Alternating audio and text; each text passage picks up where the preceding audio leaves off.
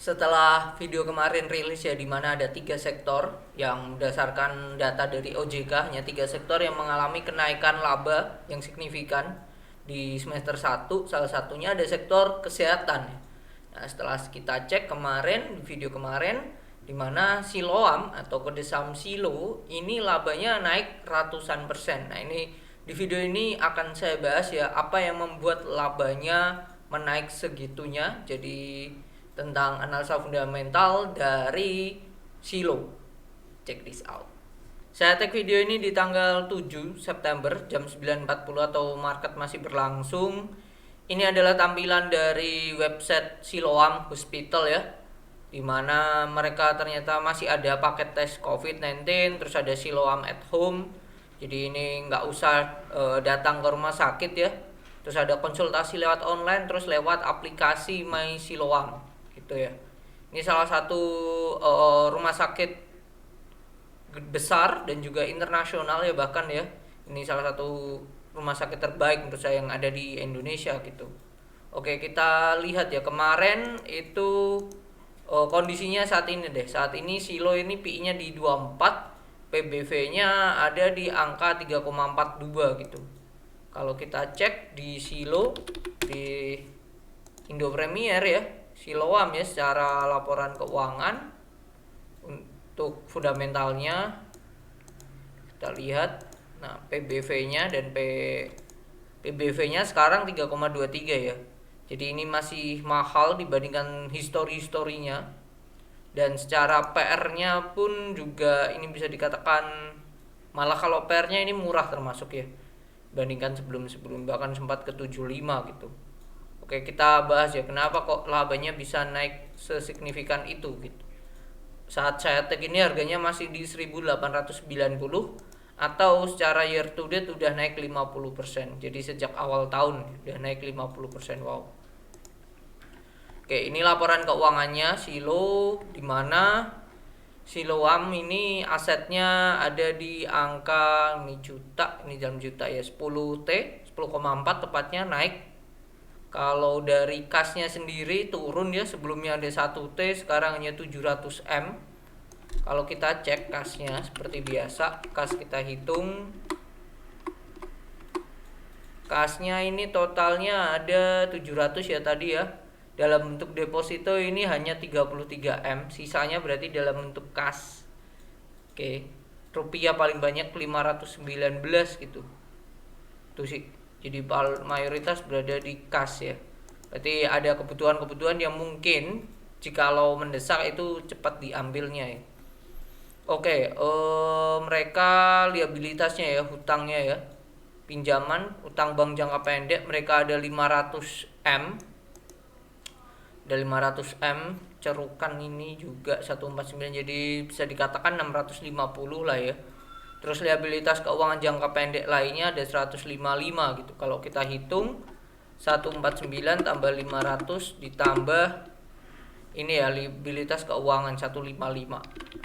Jadi ada 804M total bunga, hutang berbunganya ya, totalnya ya di jangka pendek. Kalau ini pakai ke cover pakai kas masih ada kurang sisa 100 ya. Tuh sih. Tuh, kalau liabilitas jangka panjangnya ini nggak ada sih. Ini hanya pensiun sama sewa, udah itu aja. Oke, terus saldo ekuitasnya ya, saldo laba yang belum ditentukan penggunaannya, mereka ada saldo labanya ada 1,4T, gede juga ya, 1,4T.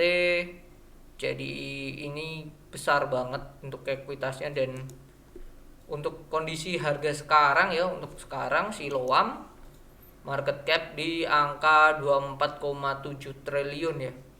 24,7 triliun. Oke. Untuk kesehatan perusahaan kalau saya melihat ya sekilas itu so-so aja sih, nggak baik dan nggak buruk. Nah, ini pendapatannya ya. Kita lihat pendapatan mereka sudah naik ya dari semua hal ya. Spesialis dan non spesialis gitu. Spesialis ada 1,1, kalau non spesialis sudah 4T. Sebelumnya ini 3,4T gitu. Jadi kalau dari pendapatan atau omsetnya sendiri itu sudah naiknya udah drastis ya. Bagi 4 4409 gitu. Naiknya udah 19 lah ya, hampir 20% lah. Nah, yang menarik perusahaan ini adalah meskipun pendapatannya naik, omsetnya naik ya, dia ya kita lihat ya, beban pokok pendapatannya ini tidak naik sesignifikan itu ya. 3269 dikurangi 2908. 2908. Nah, naiknya cuma 12%. Tuh, terus beban usahanya ini juga naiknya kecil banget gitu. Jadi 1182 kurangi 1112 bagi 1112.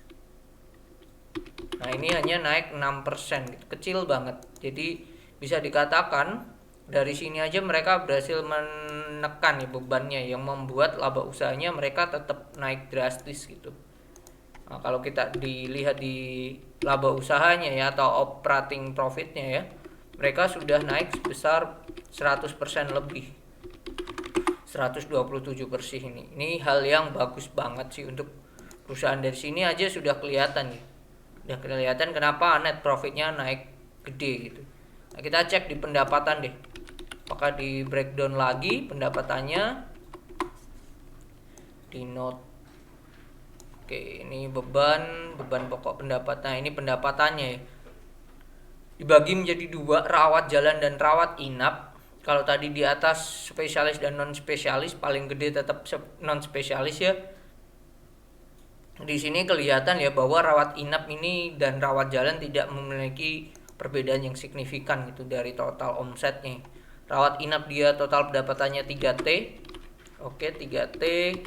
Bentar, itu sebesar kalau dibandingkan dengan omsetnya yaitu sebesar 57, berarti sisanya 43. Nah, 43 itu sisanya yaitu rawat jalan, tidak jauh berbeda gitu. Obat-obatan dan perlengkapan medis ini naik, rawat inap, jasa penunjang medis ini naik, fasilitas rumah sakit naik, kamar rawat inap pun naik. So far naik semua ya, kamar operasi, pendapatan administrasi lainnya juga naik. Kalau yang rawat jalan, jasa penunjang medis dan jasa tenaga ahlinya naik tapi kecil. Obat dan perlengkapan medis naik, fasilitas rumah sakit turun. Ini yang naik gede, pendapatan administrasi dan lainnya. Itu sih. Jadi ini menunjukkan bahwa mereka ya, proses rawat jalan dan rawat inapnya tetap perform ya, tetap oke sih. Kenaikannya juga oke. Kalau rawat jalan ini kenaikannya ada berapa nih? 300 sampai ya. 300 bagi 1961 kali 100%. 15% ya kalau rawat jalannya sendiri. Kalau rawat inapnya ini 600, berarti 600 bagi 2400, 25%. Let's say masih 2 digit ya, menunjuk padahal kondisi COVID-19 udah kelar ya. Jadi menunjukkan bahwa sektor rumah sakit ini masih perform sih kalau saya, khususnya di Siloam ya. Oke, itu. Nah, kalau arus kasnya sendiri ya, kita lihat arus kas dari aktivitas operasi mereka oke, naik turun lah ya, tapi masih positif. Terus aktivitas investasi mereka keluar 803M, dan paling besar adalah pembelian aset tetap dan perangkat lunak ya, ini pembelian di note 13 787M seperti ini. Terus aktivitas pendanaan ini berarti kalau positif dia mendapatkan hutang, kalau negatif berarti dia membayar. Nah, ini dia ada pembayaran pinjaman bank 400M, tapi di satu sisi juga dia menerima pinjaman bank 700M. Nah, ini kita cek ya pinjaman bank di note 18. Di note 18 kita cek ada nggak, harusnya ada nih. Tentang pinjaman bank, mereka pendanaan tadi. Nah, ini utang bank 700, tadi ada 700 ya. Mei ini plafon 10.000 nih, menutupi selisih, tujuannya menutupi pembayaran dan keterlambatan pembayaran tagihan dari BPJS Kesehatan. Oke. Ini Mei 2023. Oke. Dengan dengan bunga 6% sih. Ya rata-rata 6% 2023 ini Mei, atau 700 tadi 700 miliar gitu. Oke.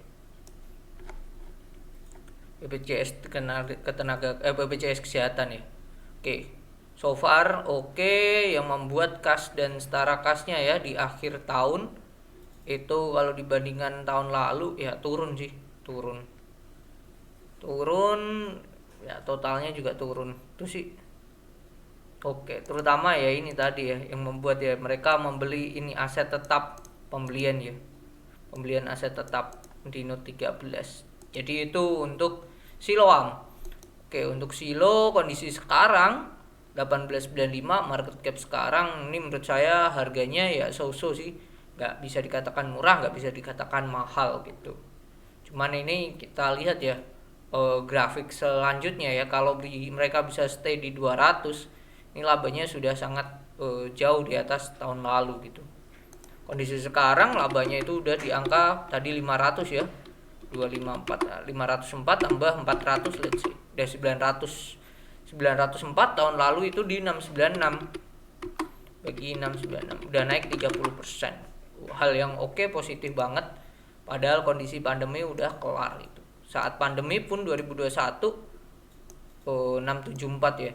2020 tadi berapa? Kita lihat ya bentar.